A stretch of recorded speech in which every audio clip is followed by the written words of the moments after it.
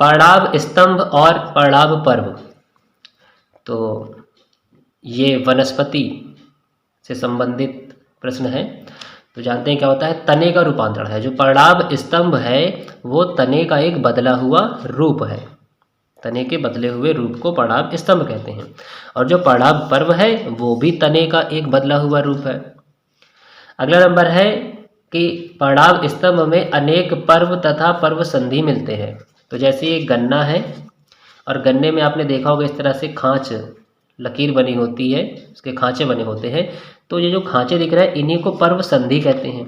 और ये एक खांचा दूसरा खांचा और उन दोनों के बीच की जो दूरी होती है उसको पर्व कहते हैं।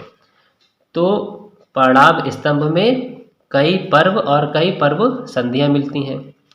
जैसे आप उंगली में देख लें कि उंगली में ये एक सेक्शन खांचा बना हुआ और एक ये बना हुआ है, तो इनको हम क्या कहेंगे, पर्व संधि। और ये भी पर्व संधि। तो एक पर्व संधि और ये दूसरी पर्व संधि, और इन दोनों के बीच की जो दूरी है इसको कहेंगे पर्व।